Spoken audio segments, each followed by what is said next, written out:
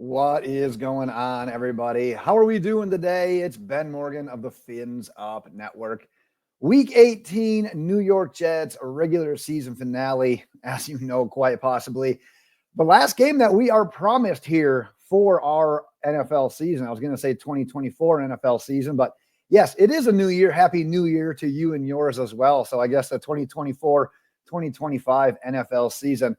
But we got the New York Jets on tap, and obviously, besides just our game, we need to win. And as we're going to chat about here more in a second, we're Chiefs fans. We absolutely need the Kansas City Chiefs to knock off the Denver Broncos on Sunday as well. We're going to jump into that. We're going to jump into the whole idea of playing the Jets, twice in the last month or so? You only got to go back to December 8th for the last time that these two teams met up. If you remember that game, overtime, come from behind, Jonnu Smith comes alive late. We win that game 32-26. One of the more exhilarating, fun finishes for us this season. But like I said, we're going to jump into everything in here in just a second. We got some Tua news to get to as well. Before we jump into that, though, I got to hear from you. This is the first of two preview and prediction videos we will do for this week. So any questions that you would like addressed in this week's final preview and prediction video, you know what to do. Go ahead, drop them in the comments. We'll get to as many as possible in that next video. If you haven't gotten subscribed yet, would definitely appreciate it if you did that as well. We'll get to that Tua news in here in just a second. But as we talked about, as you likely know, I just wanted to add one more thing to this as well. To get to the playoffs, we would be getting the number 7 seed. If we win, the Chiefs beat the Broncos, we get the 7th seed, we would travel to Buffalo to take on the Bills. Now, if you're looking at the point spreads of this game, currently the Miami Dolphins and Jets is at a pick'em, so there is no outright favorite in this game. And then the Broncos, that opened, I believe, at 8.5. It is all the way up to 10.5. They are now 10.5 point favorites against the Kansas City Chiefs. And as more news comes out about the idea of Patrick Mahomes sitting with this one out, which they've essentially confirmed at this point in time. It's going to be Carson Wentz starting for the Kansas City Chiefs against the Broncos. But there's some other players that are trickling into this as well, and not just everyday players, but some key players in this one. So, yeah, we're looking at now double-digit dogs against the Denver Broncos that we are going to be relying on. But, hey, we had our chances earlier in the season. We couldn't get it done, so now we got to rely on other people. Well, like I said, our game is a pick'em, and part of that is likely because our quarterback situation is not very promising either. I know Tyler Huntley did pretty well. I should actually give him more credit than that. He did really well in that game against the Browns. But when you start looking at stacking games together, having to go into the playoffs, potentially having to go into Buffalo, that's where you'd really like your starters to be available, because Tua Tagovailoa, I'm recording this particular video on Thursday, actually before the practice injury report came out. He was limited on practice on Wednesday. There was some video of him throwing the ball at least a little bit. He practiced limited on Wednesday. Some video of him throwing a little bit on Thursday, but I'm anticipating he'll be a limited participant on Thursday as well. So the team is now preparing. Mike McDaniel has said he is moving forward as if Tyler Huntley will be the team's starting quarterback for the second straight week. Now, I have been told by my connection with the team, Tua Tagovailoa has been advised to sit out the remainder of the season. Now, that's just advice. Tua could go against that advice. I've been told Mike McDaniel, Chris Greer, they're likely going to try to heed that advice. They're likely not going to allow Tua to really have his say in this. Tua, when he is at practice, when he is trying to do something, the mobility just isn't there. He's not even able to maneuver within the pocket. And we're going to talk upcoming here about some of the more injuries that we have up front. Another offensive lineman going on the IR, and Teron Armstead being a non-participant at practice. So he could be just a sitting duck back there. So they're really, once again, very Dolphins, keeping the long play in mind here right now with that one. But we're going to be looking at Huntley again, at least for this week. And like I said, if all things fall our way, we go into the playoffs, it may be a lot more of the same. Let's talk a little bit about the Jets here as well, obviously, with it being a Jets preview. reports have surfaced a little bit of what we speculated a bit more in the last video that we did. Aaron Rodgers has acknowledged this may be his last career game. Now, the reports vary from the Jets saying that, yeah, they're likely going to move on from Rodgers and Devontae Adams already here this offseason. And now Rodgers has said, yeah, I understand that I need to make a decision as well, whether or not I come back. Now, whether that's for the Jets or another team, who knows? We don't cover the Jets. I'm not all that interested in that. But what an interesting thing for this game to be going up against one of the all-time greats, and just kind of seeing how this guy's career unfolds. When we talk about the Jets and needing a must win here, and there's even Jets players that have kind of come off saying like, yeah, there's some guys that have packed it up this year. We know we're not making the playoff, season's over. We're kind of on to other things at this point in time. With Aaron Rodgers, if this ends up being his last game, I don't see a rollover. And especially if it's Devontae Adams, last time playing with Rodgers, maybe his last game with the Jets as well. I don't think this is an outright pushover, rollover game, and Vegas is telling us that as well, with the point spread being nothing, with it being a pick'em. You remember back to that game on December 8th. Aaron Rodgers went, I don't remember how many games in a row without throwing for over 300 yards. He broke that slump against us. He went for 339 against us. Both Garrett Wilson and Devontae Adams went for over 100 in that game. I believe it was Adams that caught the touchdown.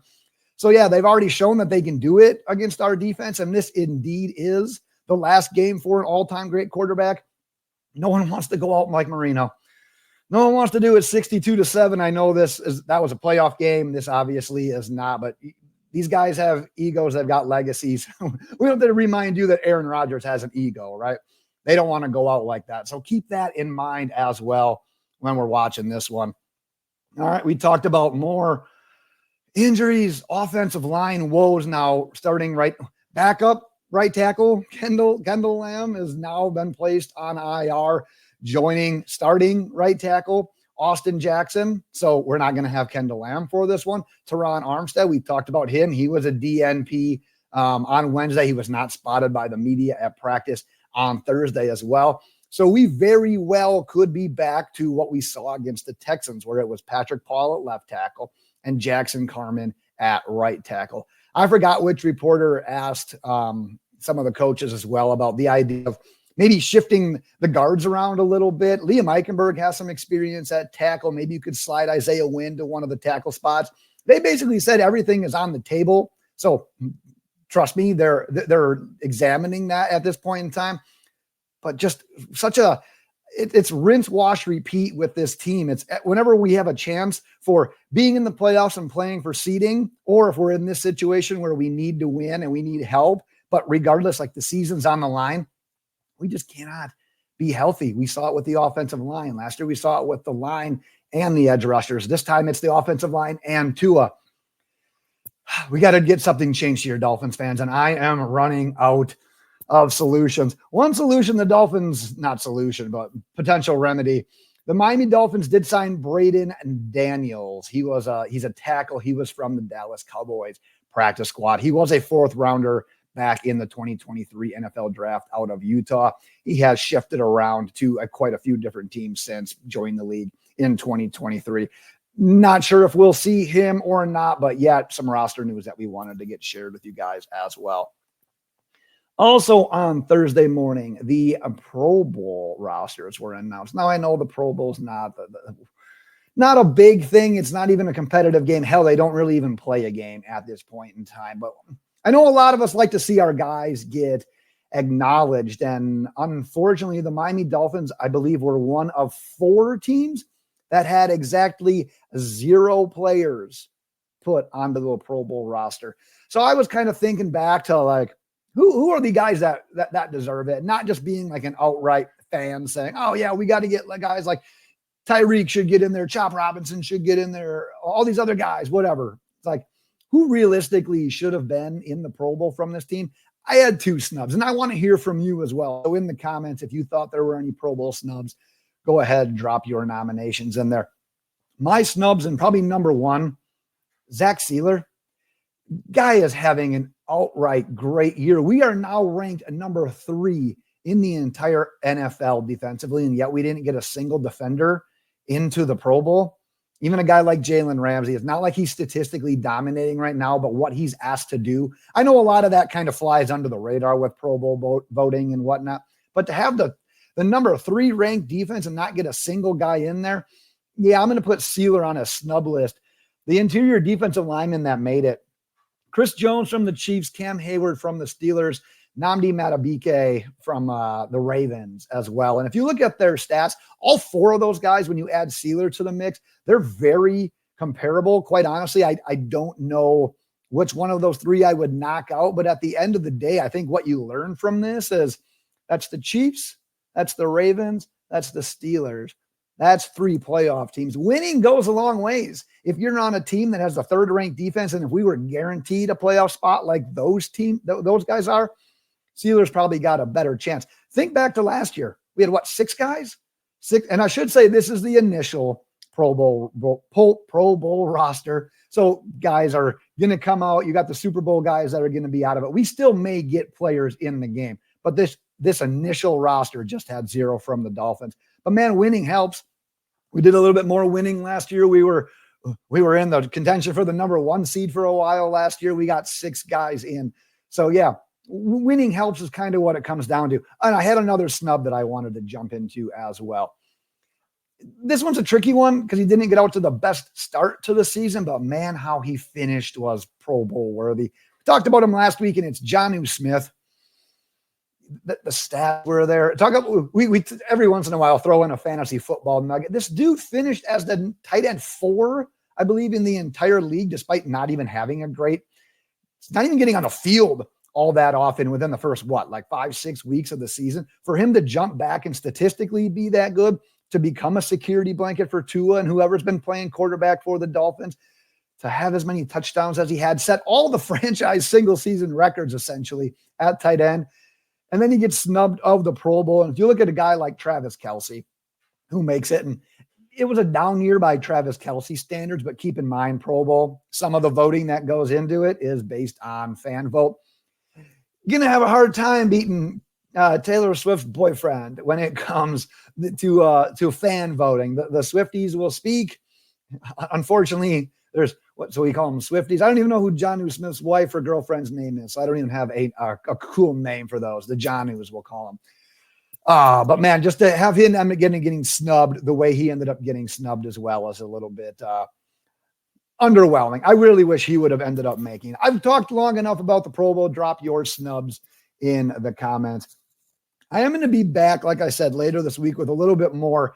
I didn't do as much X's and O's talk because, like I said, these teams played just on December 8th. It would almost be a repeat, a little bit of what we saw from that last one. So we will talk a little bit more X's and O's in this week's final preview and prediction video. So like I said, get subscribed. If you have any questions that you would like me to answer, consider for that video as well, go ahead and drop them in the comments. We always try to get to as many as we possibly can. All right, Dolphins fans, like I said, let me know your thoughts in the comments, and we will see you again later this week. But until then, fins up.